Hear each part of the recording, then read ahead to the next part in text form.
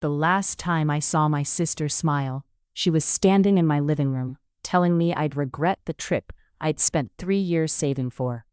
She had her hand on her hip. Her 3 kids were already unpacking backpacks onto my couch. And she looked at me the way she always looked at me, like I was a problem she was about to solve. "You're really going to leave?" she said, half laughing. "Mom told you I need you this week. You're really going to get on that plane?" I held my boarding pass so tight the edges curled. "Yes," I said. "I am." She laughed again, a real laugh, the kind that said, "We'll see about that." 3 weeks later, my sister wasn't laughing anymore. She was sitting across from me in a lawyer's office, pale as paper, while a man in a gray suit read out a number that proved she had been stealing from me for almost 6 years. I didn't smile. I didn't gloat. I just sat there and finally understood why my life had always felt like I was running in place while everyone else moved forward. But I'm getting ahead of myself. Let me tell you how it started. Let me tell you about the day my sister turned my whole family into a weapon, and the day I finally learned to stop carrying it. My name is Megan. I'm 34 years old, and for most of my life, I was the responsible one. You know the type. The daughter who shows up, the sister who says yes, the woman who picks up the phone at midnight, who brings the casserole, who watches the kids, who never asks for anything in return, because asking for things makes you selfish in my family. I grew up in Austin, Texas. My dad, Robert, ran a small hardware store on the east side for almost 30 years. My mom, Linda, taught 2nd grade. We weren't rich, but we were okay. We had a house with a big porch, a dog named Blue, and Sunday dinners that smelled like rosemary and cornbread. I have one sister, Brianna. She's 4 years older than me. From the time we were kids, Brianna was the one people noticed. She was louder, prettier, funnier. She walked into a room, and the room rearranged itself around her. I was the quiet one, the one who colored inside the lines, the one who got good grades and didn't cause trouble. My dad used to say, "Brianna's the spark, Megan. You're the steady hand. A family needs both." I loved that. I held onto it like a promise. When I was in college studying to become a paralegal, my dad got sick. Pancreatic cancer. Fast and brutal. 8 months from diagnosis to funeral. He died on a Tuesday in March. I was 26, and that's when the cracks started. Before everything fell apart, let me tell you what I was building. I had a small apartment in South Austin, 1 bedroom, a kitchen with a window that faced a live oak tree, and a cat named June. I worked at a law firm downtown, not glamorous but steady. I did research, organized files, sat in on client meetings.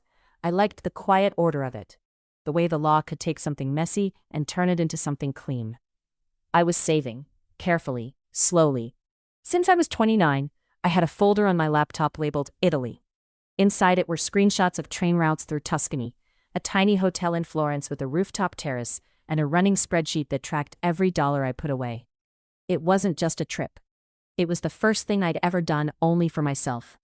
My whole life, my money had gone sideways, to help Mom after Dad died, to cover Brianna's emergencies, to buy birthday gifts for her kids, because she always forgot. I'd never taken anything. I'd never gone anywhere. So I saved. For 3 years. Coffee at home instead of the cafe, the same pair of boots resold twice. No vacations, no weekend trips, nothing. Every bonus, every tax refund, every 20 I found in a coat pocket went into that account. 3 years, $8,400. And on a morning in May, I finally booked the ticket. I told my family a month ahead of time. I told Mom first. Then I called Brianna. "I'll be gone the 14th through the 24th, I said. "I just wanted to let you know so you can plan around it." There was a pause on the line. "Plan around it," Brianna said. "Megan, the kids had a half-day camp that week, and I have that retreat in Houston. You know that." I didn't know that. She'd never mentioned it. "Brianna, I booked this months ago. And I told you about the retreat." She hadn't. But it didn't matter. In Brianna's world, things were true because she needed them to be true. I took a breath. "I'm going. I've been saving for 3 years. She was quiet for a long second. "Okay," she said. "Okay, Megan, we'll see." That "we'll see" should have been a warning. But I was so happy about the trip that I let it go. That was my mistake. The 2 weeks before the trip were a slow, careful kind of war. First, Mom called, soft voice. Guilt laid on like butter. "Honey, I know you want to go. I do. But Brianna's really in a bind. She's been so stressed. You know how she gets. Maybe you could just postpone, go in the fall? I said no, gently, twice. Then Brianna sent me a text. Just watch them wed. Fly out Thursday. You'd still get most of the trip. I said no. Then she sent another. Mom's going to be disappointed. That one stung, because it was true. Mom would be disappointed. Mom was always disappointed in me for things that were never my job. Then came the move I didn't see coming. The Sunday before I flew out, Brianna showed up at my apartment. No call, just knocked. I opened the door, and there she was. Makeup perfect, smile on, 3 kids trailing behind her with overnight bags. We figured we'd just come over, she said brightly. Save you the drive in the morning. She was already moving them inside. Safi, the oldest, looked at me with those big, guilty eyes she gets when her mom is doing something wrong. The twins ran straight for the TV. I stood in my own doorway and felt my chest go tight. Brianna, I told you, I'm leaving tomorrow morning. I know, she waved a hand. And I support you, I really do. But Mom's back is acting up, and Derek's in Dallas until Wednesday. And I literally have no one. You're the only person I trust with them. She always said that. You're the only person I trust. Like it was a compliment. Like it wasn't a cage. I looked at Sophie. I looked at the twins. I looked at my sister, who was already pulling snacks out of her bag like she lived here. And something in me, something that had been bending for years, finally didn't. No, I said. Brianna laughed. That laugh. Megan, come on. I'm serious. I cannot watch them this week. I have a flight at 7 in the morning. I've been planning this for 3 years. Her face changed. Not all at once, like a door closing behind her eyes. Wow, she said. Wow, okay. She called the kids. They left. At the door, she turned back. You know, Mom was right about you. You really only think about yourself. She said it loud enough for Sophie to hear. Sophie looked at the floor. I closed the door and leaned against it and cried. Not because she was right, because for the first time in my life, I realized she was never going to love me for saying yes. She was only going to keep punishing me until I learned that no was an option. The next morning, I got up at 4:30. I put my suitcase by the door. My phone was already blowing up. Mom, please just reconsider. Family is everything. Brianna, hope your little vacation is worth it. Derek, her husband, who had never texted me once in 8 years. Brianna's really hurt, just so you know. I read every message. I didn't answer. I picked up my bag, called a rideshare, and went to the airport. I got one last text from Brianna. You'll come home, and nothing will have changed. You always do. I turned off my phone and boarded the plane. I watched the ground fall away through the window, and I felt something I hadn't felt in years. Relief.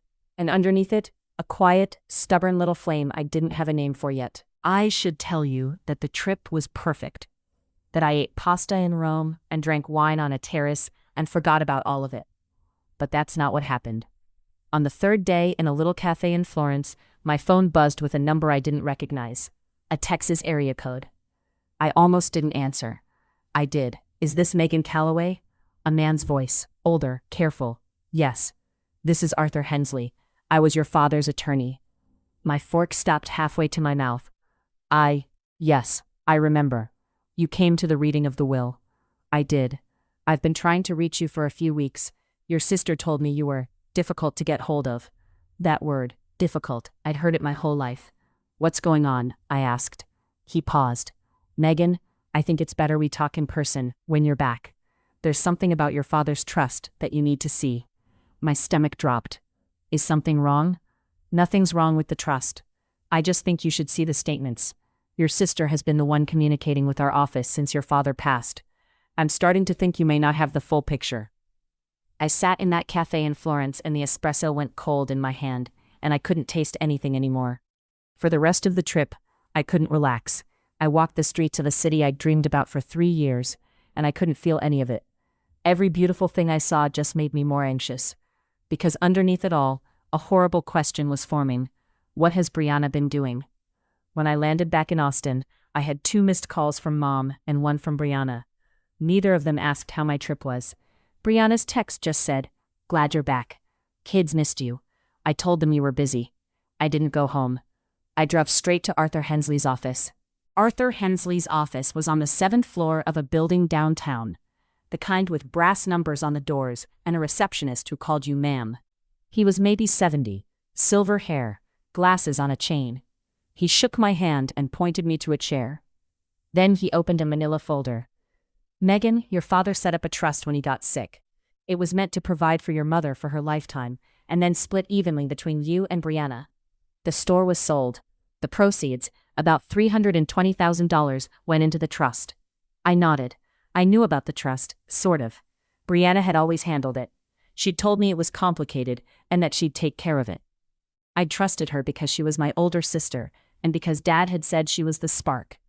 Arthur slid a paper across the desk. This is the balance today. After your mother's monthly distributions, there should be roughly $210,000 left to split between you and your sister. The number on the paper said $41,300. I stared at it. That's not possible, I said. It is, unfortunately, very possible. He turned the page. These are the disbursements. Over the last 6 years, there have been a series of withdrawals, large ones, labeled as family expenses, emergency distributions, and property maintenance. All of them were requested and signed by Brianna. As co-trustee, she had the authority. Co-trustee, I repeated. I'm a co-trustee? He looked at me over his glasses. Megan, you are the primary trustee. Your father named you first. Brianna was listed as secondary. Did you not know that? The room tilted. No, I whispered. She told me she was in charge. She told me she was handling everything. Arthur closed the folder slowly. She told our office you were not interested in the details. She told us you'd signed a letter delegating authority to her. I never signed any letter. He was quiet for a moment. Then he said, I was afraid of that. He opened another folder. Inside was a document, a delegation of trustee authority. My name was on it. My signature was at the bottom. It wasn't my signature. I know my own handwriting. I sign my name a certain way. The G in Megan loops back under. This one didn't. This one was flat and careful and wrong. Someone had forged it. I sat there and the tears came, and I couldn't stop them. Not because of the money. Because of the lie. 6 years. 6 years my sister had looked me in the face at Sunday dinners and let me scrape and save and feel guilty for wanting one trip while she was draining the account our father built for us. Arthur handed me a tissue and waited. When I could talk, I said, What do I do? He leaned forward. That depends on you. But if you want to do this right, quietly, legally, and in a way she can't talk her way out of, I can help you. I wiped my face. I thought about Brianna's laugh, about the text. You'll come home and nothing will have changed. I looked at Arthur Hensley and I said, Tell me what to do. For the next 2 months, I played the part of the same old Megan. I showed up to Sunday dinner. I watched the kids when Brianna asked. I smiled. I said yes to the small things so she'd never smell a shift. But underneath, I was building. Arthur and I did 3 things. First, we got the bank records. The trust account was at a regional bank in Austin. Arthur subpoenaed the full transaction history as part of a routine trust review. The statements showed everything. 6 years of withdrawals. Dozens of them, some as large as $19,000. All of them routed eventually into accounts in Brianna's name and Derek's name. One had paid for Derek's truck. One had paid for a down payment on a rental property in San Marcos that Brianna had never mentioned. None of them had gone to Mom's care in the amounts claimed. Second, I found the forgery. Arthur sent the delegation letter to a document examiner, a retired forensic handwriting analyst the firm kept on retainer. 2 weeks later, the report came back. The signature was not consistent with known exemplars and showed signs of tracing. In plain English, she'd copied it. Third, and this was the part that hurt most, I went to Mom. I didn't accuse. I just asked. Over coffee one morning I said, Mom, how much has Brianna been giving you from the trust? Mom blinked. What do you mean, honey? She gives me a little each month. She says the trust is small. She says there's not much left. How much, Mom? About $900 a month. Arthur had shown me the statements. The trust had been paying Mom $900 a month. But the trust had also been paying out $4,000 to $6,000 a month in family expenses that went nowhere near Mom. Mom's eyes got wet. Megan, what's wrong? I held her hand. Nothing yet, but I need you to trust me for a little while. Can you do that? She looked at me for a long time. Then she said, Your father always said you were the steady hand. I almost broke right there. I didn't. There's a kind of revenge that doesn't shout. It doesn't slam doors. It doesn't send angry texts at midnight. It just walks, steady and patient, until the person who wronged you runs out of room. That's the revenge I chose. Arthur filed a formal demand letter to Brianna as trustee. It didn't go to her house, it went to her office. Brianna worked as an office manager at a dental practice, a place where reputation mattered, where people smiled and whispered in the same breath. The letter was polite, professional. It requested a full accounting of the trust, repayment of unauthorized distributions, and a meeting with counsel. It was copied to Derek. Brianna called me that afternoon. Her voice was sharp and high. "What is this, Megan? What did you do?" "I asked a question," I said. "That's all. I asked where the money went." "There's no money, you know that. Dad didn't leave much." "Then it'll be easy to show that, won't it?" She hung up. The next week, the rental property in San Marcos showed up in the records Arthur pulled. Brianna and Derek had bought it 2 years ago. The down payment, $28,000, had come from the trust, labeled estate property maintenance. There was no estate property. I sat in Arthur's office and looked at that number, and I felt something I'm not proud of. I felt a cold, clean kind of satisfaction, because now I knew it wasn't a mistake, it wasn't a misunderstanding, it was a plan. My sister had a plan, and I had been the person she built it on. The bank, once shown the forensic report on the signature, froze the trust account pending review. Suddenly, Brianna couldn't move anything. She started calling Mom, crying, saying I was coming after her, saying I'd lost my mind, saying the trip to Italy had changed me. Mom listened, and then Mom did something she'd never done in my whole life. She said, "Brianna, show me the bank statements." Brianna couldn't, because the statements didn't say what she'd been saying. We didn't go to court. Arthur told me that was the point. "The threat of court is louder than court," he said, "especially for people who care about their image." He was right. Brianna cared about her image more than anything. She cared about being the sister who held the family together. She cared about the moms at school pickup who thought she was so put together. She cared about Derek's family, who thought she walked on water. So Arthur arranged a meeting, not at his office, at Mom's house, a Sunday dinner. He said, "Your mother's home is where the lies started. Let it end there." I invited Brianna. I told her I wanted to talk it out as a family. I made it sound soft. I made it sound like I was backing down. She came. So did Derek. So did Mom. And so did Arthur Hensley, who sat at the kitchen table like he'd been coming to Sunday dinner for 30 years. Brianna walked in smiling. She saw Arthur and the smile froze. "What's he doing here?" she said. I said, "Sit down, Brianna, please." She sat. Arthur laid out the folders, the bank statements, the forensic handwriting report, the San Marcos property deed, the withdrawal records, the fake delegation letter. He didn't raise his voice. He didn't need to. He just read the numbers one by one in that careful silver-voiced way of his, and every number landed like a stone in still water. Mom sat across from Brianna and didn't say a word. Her hands were folded, her eyes were wet. Brianna tried. God, she tried. She said the withdrawals were for family things. She said the letter was something I'd agreed to verbally. She said I was jealous, and always had been. She said the Italy trip proved I'd gone selfish. Arthur let her talk. Then he slid the handwriting report closer to her and tapped it once. "This signature was traced, Mrs. Coleman. We have a board-certified analyst's report. If this goes to court, it becomes public. A forgery of a trust document is a criminal matter in the state of Texas.